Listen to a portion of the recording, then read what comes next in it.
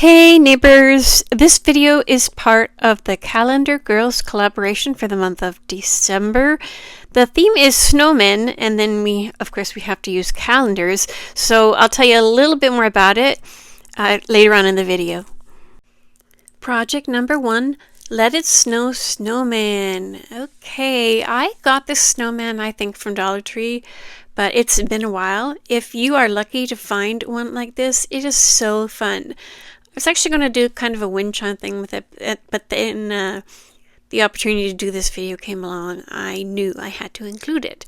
So I have this old sign from summer, and I actually really like these, but I like the shape of the sign for what I wanted to do here. I tried doing it like how Brenda sprays it and waits 5 minutes and all. And I did a lot of scraping and just got to the point where my arm was sore and it just wasn't going to happen anymore for me. So I sanded the daylights out of it, like totally sanded the daylights out of it. And it looks kind of messed up, but it's actually very, very smooth. And so I was originally planning on this being the back, and I just put this marble looking vinyl down. You know, and I did a nice job, and I'm glad I did. I took my time. I tried to make sure there were no bubbles. A few got away from me, but I used my sandpaper. It's not on a sponge. It's just paper. Did the edges. And then this is what I was going to do for the front. It's kind of cartoonish like the snowman. And I just let the Mod Podge dried, and you see I put the parchment paper on there. That's just unbleached parchment paper. So I just wanted to show you how nice that does come out.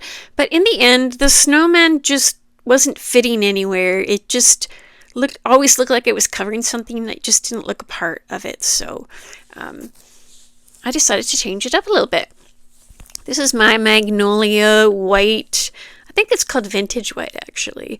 But there's a lot of stuff on the lid there, so I was trying to just take what I could get off the lid there, and it actually did pretty good. And I was wetting my paintbrush because it was kind of thick. I did the head just all over. There's sort of like indentations where the facial features and the scarf and everything.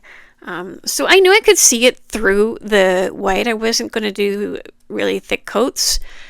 So I went ahead and did that. I originally did red, my Funsel paint marker, but I didn't like it. It wasn't dark enough. I wanted like a nice, rich, Christmassy white. And same with the scarf. I originally did it with markers, but the green especially was just kind of more like a spring green than a Christmas green, so I ended up painting it, and it wasn't an easy thing to do, but I'm sort of gonna try and make it so it's not like super noticeable. I forgot to show the arms. That's just burnt umber paint, burnt umber acrylic paint rubbed into the arms, and then I'm going to glue the mittens on the end so I didn't bring the paint all the way. Here I'm just going over the facial features with my markers, and I'm pretty happy with how it looks. I'm going to smudge some brown into that nose. I found these in my little stash of already cut up leaves, so I put those on the hat there, and that sort of covers up what was already there. It's a little bit bigger, but I tried cutting the leaves and it just didn't have the white on the edges, and I didn't like it. This is another little poinsettia flower that was in my stash, just cut up, already trimmed. And I took the bottom off of this one because it looked way too big. I just wanted it to be an embellishment. I didn't want it to like take over. So I think it looks really cute here. It sort of takes the emphasis off the scarf, and I glued down some of the petals so I sort of could control what they were covering up. Here's my Let It Snow calendar image. Oh, I don't know if I show you what year it is. I actually don't remember. It might be 24. But I'm just kind of like trimming and checking and trimming and checking. And I was dry fitting the snowman at the same time, so I knew where the snowman would be overlapping, and I finally got a cut that I was happy with, and then went ahead and put this. This is just a glue stick, you know, like a Elmer glue stick you would get for school. And I'm actually using the sweater, my sweater, over my hand to sort of rub it down because it's nice and soft. Then I'll come in with that sandpaper again and do all the edges. I love doing my edges like this. I very rarely even try and cut anything to size. I always just use the sandpaper, and it makes it look like it was meant to be. See how that comes off? And of course I'm out of frame a little bit here, but that's what it looks like. The way the snowman sits, I didn't mind that the marble and the image had like a visible transition there. I think I was okay with it. I just kind of really liked how it looked compared to what I started out with. So yeah, so I made an extra loop, and then I attached that to my awareness shape bow. And I left my tails a little bit long because I wanted to take up that space, and I deliberately left a space there because I wanted a bigger bow. And you can't see the whole bow now, but when you do see it, it looks really nice. I'm just using some wood glue here with hot glue. I like to use 2 different kinds of glue if at all possible. I am just so worried it's going to fall off all the time. And this isn't very heavy. This wood is really thin. There's not a lot of weight to it, so I think those 2 glues will be just fine. I had a little bit of trouble gluing down the mittens. I had wrapped that fuzzy stuff around it and glued it, and it sort of made it sit up, and the arms didn't glue as well as they could. But I just put a lot of hot glue underneath it. I had these little embellishments, and I dirtied one up to use in the middle of the bow. And then this is the garland I had in a previous video, and I didn't even glue it. I just kind of wrapped it the way the edges are, made it easy. I put it behind the bow there, and then brought it in behind so that it would stay. And then if I decide I don't want to take it off, it's really easy. There's the new back to this, and I used some paint stir sticks to hold my string down, and then the hot glue on the outside edges, and wood glue on the outside edges, hot glue in the middle. And actually, after I was done, I did come back and put a staple on each side. This is how it looks. I'm just finishing up with the eyes. Yes, I am going to put that little white dot in there. I waited till the very end just to keep you thinking. And there's some really great pics in the final reveal. Are you enjoying the video so far? If so, take a minute to like and subscribe. And now here's project number 2, the Joy Ornament Set. Okay, I just got these little wood rounds from Amazon. They're a little bit smaller than I wanted. Should have gone next size up. But when I saw this wrapping paper, I knew I wanted to use it. I believe it was free because we donate to some charities, and they give you stuff like paper pads and pens and things like that. So this was perfect. And it was a perfect size for these smaller wood rounds. So I did use my scissors.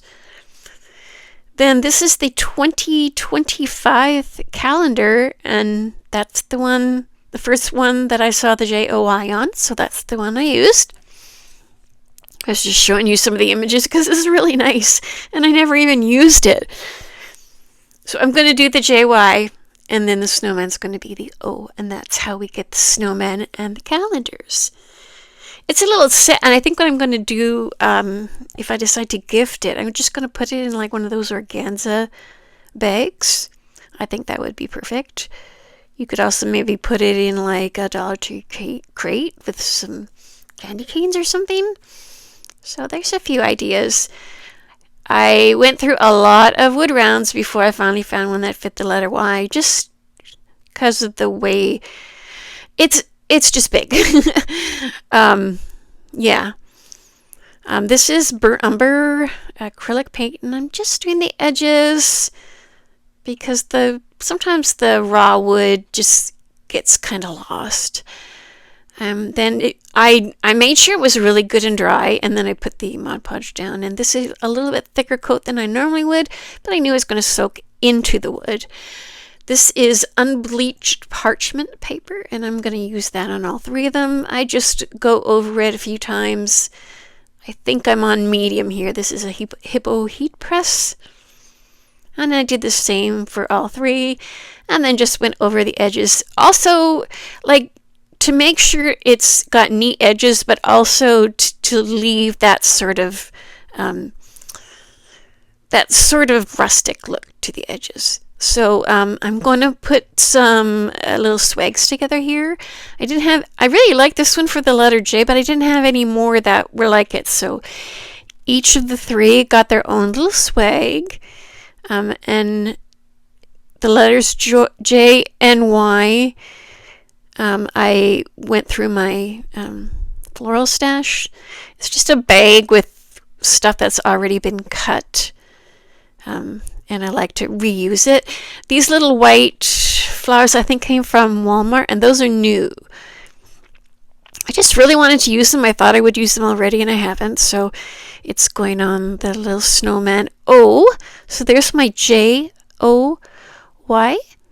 These holes are pre-drilled, so we get some twine in there and some pretty pictures in the final review. Okay, jumping in with a little bit more information about the playlist. It is hosted by Tiffany from Simply Blessed Crafts and Jessica from The Busy Housewife. Our guest host this month is the one and only Brenda from Rustic and Lace DIY. Their channel links and a link to the playlist will be in my description box below. Sit back, relax, and enjoy the rest of the video. Have you had a chance to subscribe yet? Don't forget. Now we have project number 3. This is our last project, and I call it Silvery Snowman Scene. This is an old fall sign that I had started to use and then changed my mind. And this is a really old calendar. It's from 2022. I got it to make something for my dad. He likes the Bible verses. But it's not going to fit on this one. It would have been covered up by the embellishments, so I decided just to cut the whole top off the image. And this one is so pretty. This one comes out much prettier than I expected. So I'm going to use that marble looking vinyl again. And I'm taking my time using a tool to rub out the bubbles as I go. And then I came in with my paper sandpaper to do the edges. I've sort of braced the sign like against me, so that's why it's kind of like out of frame there, because if I held it down and did the edge, you wouldn't be able to see anything. So I'm just going to press it into me and sand what is in frame there. Okay, coming in with this school glue again. It's Elmer school glue. I guess it's an Elmer school glue stick. But whatever you want to call it, it works really good for decoupaging. It just kind of depends on your materials and supplies and everything.